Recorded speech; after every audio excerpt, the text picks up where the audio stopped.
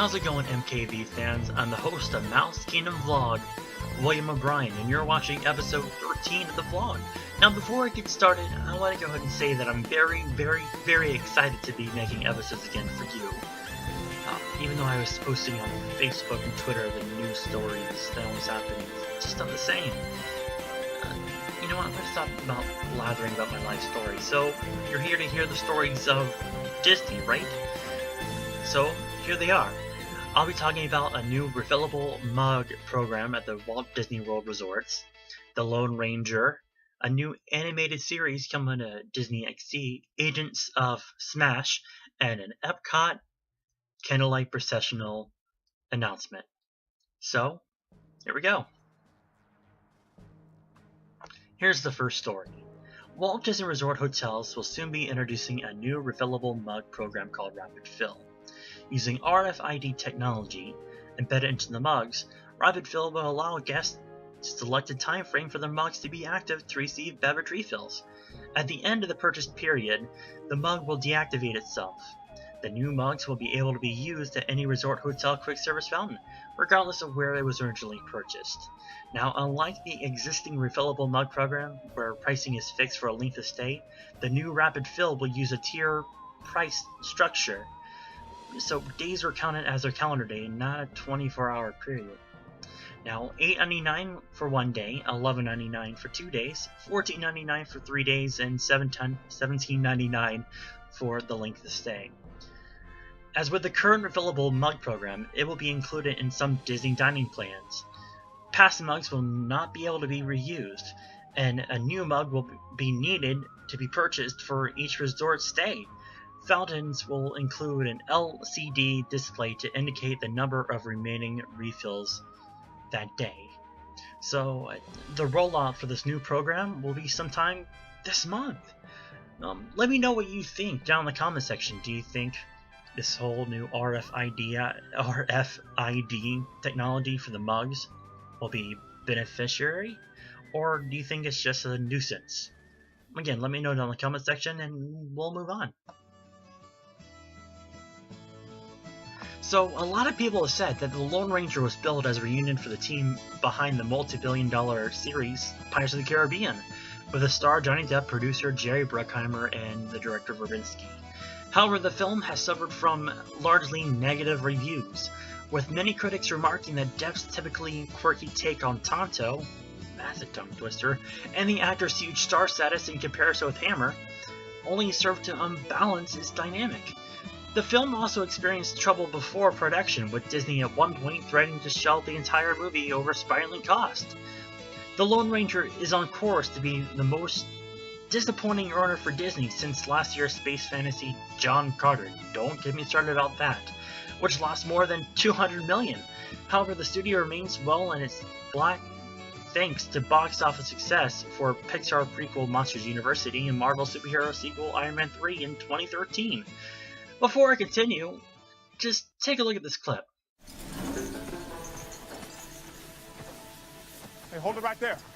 I'm afraid I have to take you in.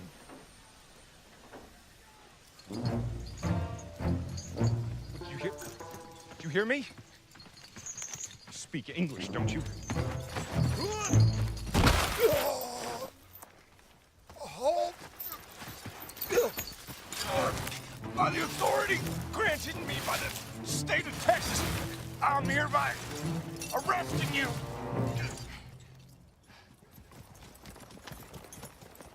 You all right there, little brother? Blythe, he's taking this man into custody. Uh-huh. Now, The Hollywood Reporter says Verbinski's film will most likely earn $275 million by the time it finishes its run, a comparable figure to John Carter's $282 million. Better U.S. results than its predecessor will push The Lone Ranger toward the $150 million figure, but marketing costs at $175 million will drag it well into the red. It's very disappointing, Disney chief Dave Hollis told the Trade Bible. Everything was perfect on paper, so today was incredibly frustrating. The Lone Ranger has suffered hugely in comparison with a rival studio, Universal Pictures, animated sequel Despicable Me 2. which was released at the same time in the US and is predicted to break the 1 billion mark worldwide by the time of it finishes its run. The Lone Ranger has already hit theaters and debuted in Australia a day later and not due to arrive in the UK until August 9th. By watching the clip, I'll tell you one thing, I have not seen the film yet, and as me being a Disney fan, I kind of don't want to. I've heard mixed reviews about it, and if you've seen The Lone Ranger, tell me what you think about it on our Facebook page. I'll tell you what that is later. Let's move on. What's more fun than one Hulk? Smash! 5 Hulks fighting the forces of evil. Red Hulk. Never send a Green Hulk to do a Red Hulk's work. A-Bomb. Check it out. Awesome! She-Hulk. I called you a cab. How do you like me now? And Scar. Scar! Slash! Hulk's got a whole new crew. Booyah! Better stay on the good side. Hulks! Smash! Marvel's Hulk and the Agents of Smash premieres this August on This Disney is XD. a real story of how 5 Marvel comic superheroes pick to live in a house, work together, and have their lives turned into a cartoon series to find out what happens when people stop being polite and, well, start smashing things. The new Disney XD animated series Marvel's Hulk and the Agents of Smash premieres August 11th and features a group of gamma-radiated, muscle-bound heroes and their giant red pet T-Rex to take on all sorts of threats and boost their own public image. Now you're probably wondering, who's in this cast of characters taking the Marvel Universe programming block by storm? Well, you just saw the promo, so I'll just tell you about the characters and who voices them.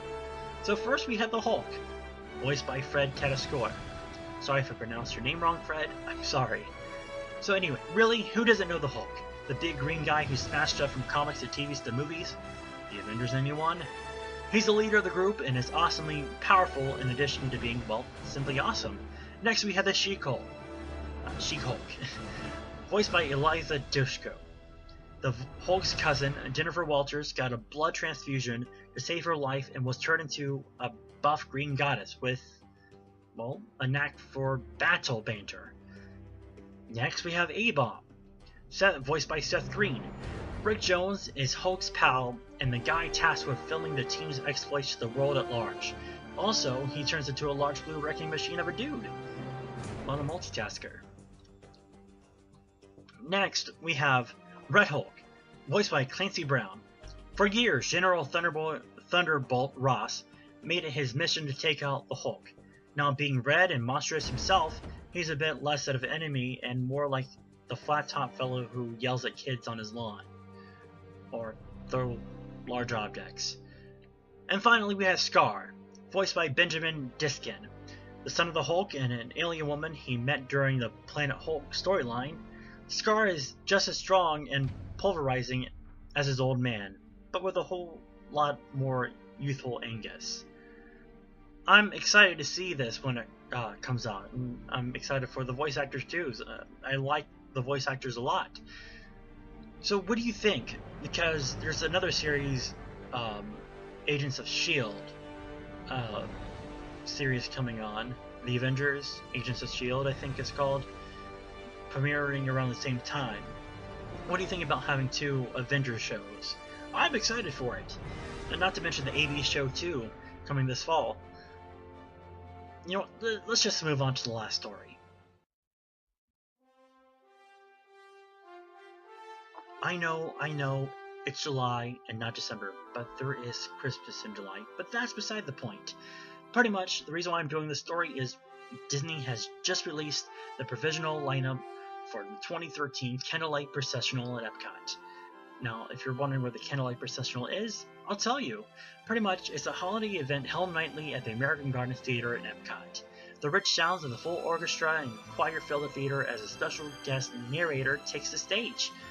And each night of the performance, the celebrity narrator tells a biblical tale of a Savior born to a virgin in Bethlehem. All the while, gorgeous choral pieces are woven into the narration as an orchestra and choir provide an inspirational backdrop with songs of hope and joy. Now, I was a part of the Candlelight Processional when I was in high school, and it was a lot of fun. Enough about me. Let me tell you the lineup. So pretty much there are 2 new narrators for this year, and they include Ashley Judd and Dennis Haysbert. the list typically changes throughout the year, and there are a remaining of slots that are to be determined.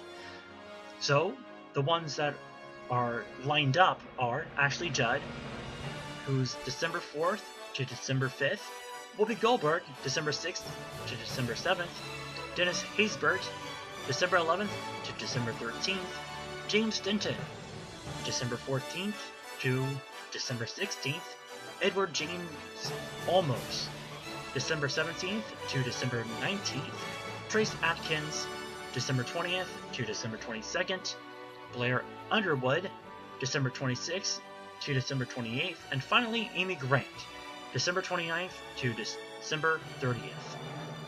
Whew. There's a lot of people. Like I said, there are like 1, 2, 3, 4 more spaces. Maybe Noel Patrick Harris will come back. You can't really experience it from me just telling you what it's about. You have to experience it yourself. And no, don't go to YouTube and watching it. It's not the same. You have to be there and experience it. Well, that's all for MKV. Let's wrap the episode up. Well, that's it for another installment of MouseKingdomVlog. I hope you enjoyed the return of MouseKingdomVlog.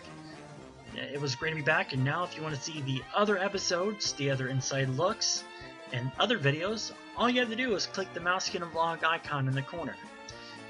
Well, if you liked what you saw today, you should like us on Facebook at facebook.com/MouseKingdomVlog.